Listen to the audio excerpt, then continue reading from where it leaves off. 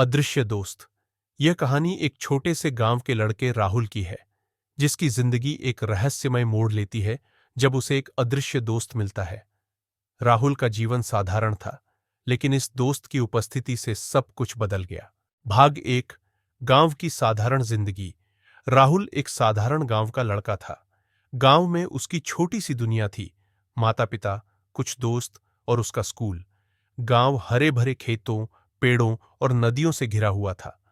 बचपन की मासूमियत और शरारतें उसकी जिंदगी का हिस्सा थीं। गांव के बच्चे अक्सर साथ मिलकर खेलते, लेकिन राहुल को अक्सर अकेलापन महसूस होता था। वह दूसरों से थोड़ा अलग था, शांत, संवेदनशील और हमेशा कुछ नया सोचने वाला। भाग दो। रहस्यमय घटना। एक दिन राहुल अकेला नदी किनारे बैठा हुआ था। अचानक उसे ऐसा महसूस हुआ जैसे कोई उसके पास है, लेकिन वह किसी को देख नहीं पाया। वह डर गया, लेकिन उसने ध्यान से सुना। उसे हल्की हल्की आवाजें सुनाई देने लगीं, मानो कोई उससे बात करने की कोशिश कर रहा हो। कौन हो तुम? राहुल ने डरते डरते पूछा। मैं तुम्हारा दोस्त हूं, एक मृदु आवाज आई, पर सामने कोई नहीं था। राहुल ने इधर उधर देखा, लेकिन वहां कोई नहीं था। उसे यकीन नहीं हुआ कि जो उसने सुना वह सच था या उसकी कल्पना। धीरे धीरे वह आवाज उसके जीवन का हिस्सा बनने लगी।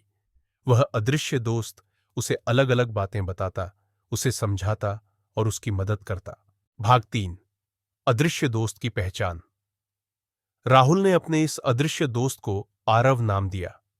आरव उसके साथ हर जगह होता, स्कूल में, घर पर, खेलते समय।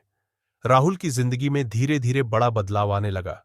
वह अब पहले से ज्यादा खुश और आत्मविश्वासी हो गया। उसकी पढ़ाई में सुधार हुआ और उसने नई चीजें सीखना शुरू कर दिया।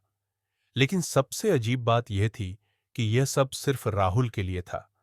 उसके माता पिता और दोस्त कुछ भी अजीब नहीं महसूस कर रहे थे। उनके लिए सब कुछ सामान्य था। भाग 4। आरव की अद्भुत शक्तियां। एक दिन राहुल ने महसूस किया कि आरव सिर्फ एक साधारण दोस्त नहीं है, उसके पास कुछ खास शक्तियां हैं। जब भी राहुल किसी मुसीबत में होता, आरव उसे बचाने के लिए कुछ अद्भुत करता। एक बार जब राहुल का परीक्षा में फेल होने का डर था, आरव ने उसे पूरी रात साथ रहकर पढ़ाया और राहुल ने परीक्षा में अच्छे अंक प्राप्त किए। फिर एक दिन गांव के एक बड़े पेड़ पर आग लग गई। सभी गांव वाले डर गए और आग बुझाने की कोशिश करने लगे, लेकिन आग बहुत तेजी से फैल रही थी। तभी आरव ने राहुल से कहा, तुम्हें चिंता करने की जरूरत नहीं, मैं इसे संभाल लूंगा। और सचमुच कुछ ही पलों में बारिश शुरू हो गई और आग बुझ गई। राहुल हैरान था कि आरव ने यह कैसे किया। उसने आरव से पूछा, क्या तुम कोई जादूगर हो? आरव हंसकर बोला, नहीं, मैं जादूगर नहीं हूं, लेकिन मेरे पास कुछ ऐसी शक्तियां हैं जो तुम्हारी मदद कर सकती हैं। भाग 5। आरव का सच। राहुल अब अपने अदृश्य दोस्त आरव के बिना कुछ भी करने की सोच नहीं सकता था। वह हर काम में उसकी सलाह लेता और आरव हर बार उसकी मदद करता। लेकिन एक दिन आरव ने कहा, राहुल, अब समय आ गया है कि मैं तुमसे विदा लूं। राहुल ने आश्चर्य से पूछा, लेकिन क्यों? तुम मेरे सबसे अच्छे दोस्त हो, मैं तुम्हें छोड़ नहीं सकता। आरव ने मुस्कुराते हुए कहा, राहुल, मेरा काम पूरा हो गया है। मैंने तुम्हें वह आत्मविश्वास और ज्ञान दे दिया है जिसकी तुम्हें जरूरत थी। अब तुम्हें खुद अपने रास्ते पर चलना होगा। मैं हमेशा तुम्हारे साथ रहूंगा, लेकिन अदृश्य रूप में नहीं। राहुल ने रोते हुए कहा, मैं तुम्हें कैसे भूल सकता हूं? आरव ने उसे सांत्वना दी, तुम मुझे कभी नहीं भूलोगे, क्योंकि मैं तुम्हारे भीतर हूं।